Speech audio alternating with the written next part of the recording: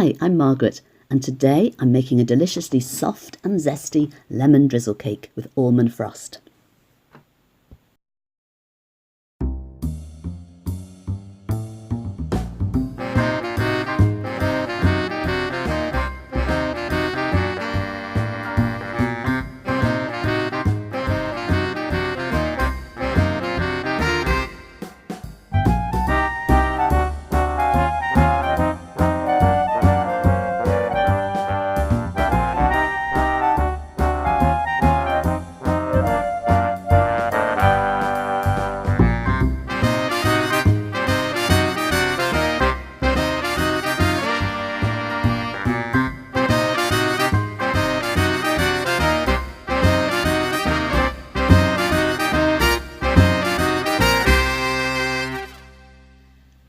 So here we go.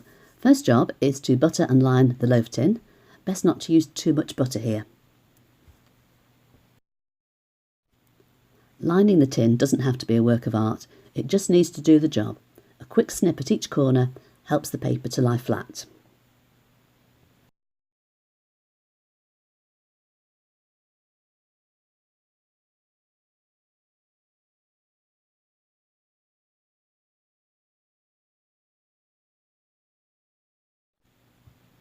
When I remember, I leave the butter out overnight so it's soft enough to cream into the caster sugar.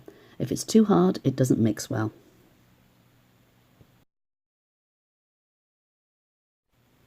You can use a wooden spoon for this, but I wouldn't be without my mixer. I tend to use a spoon at the end to check it's well incorporated and that there are no lumps of butter left.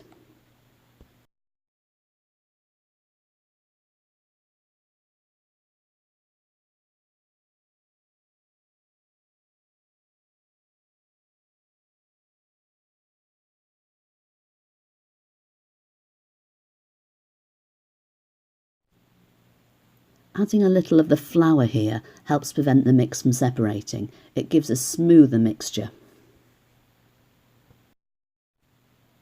It's much easier to break it up a little before using the whisk.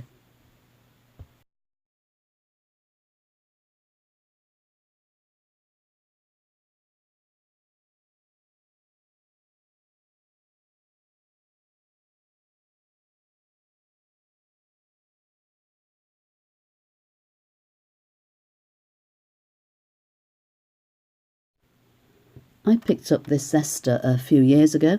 If you do a lot of baking, it's well worth the investment. Unlike a grater, it only takes off the yellow zest and it leaves the white bitter part of the lemon behind. And no sliced fingers either.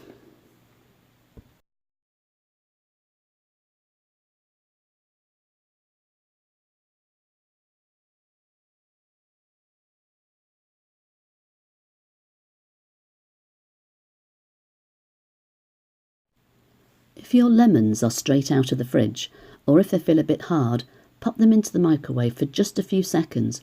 You'll find they're much easier to squeeze and you'll be able to get more juice out of them.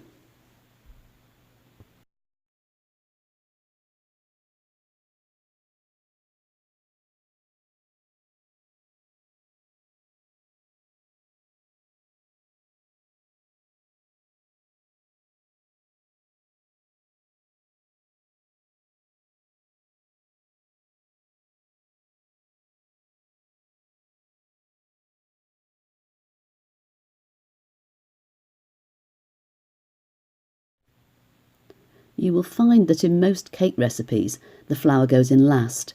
This helps to prevent the flour from being overmixed.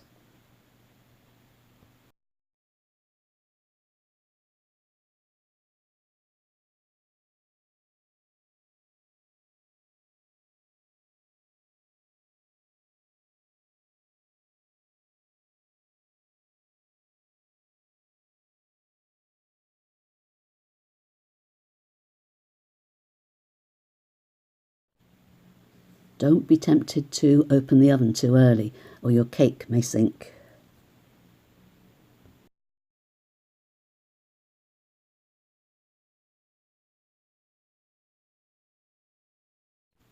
While the cake is cooling down, let's make the drizzle, which is what gives this cake its flavour and beautiful soft texture.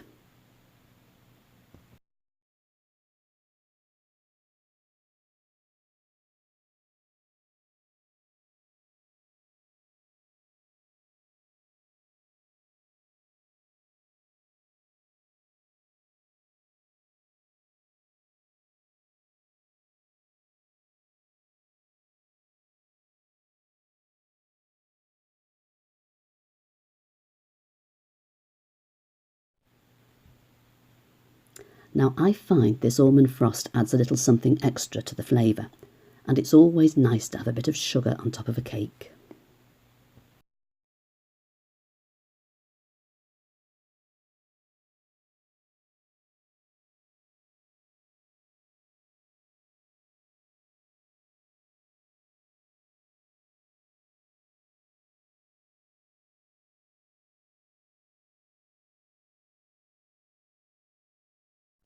The mixture should be quite thin, but not thin enough to fall off the cake.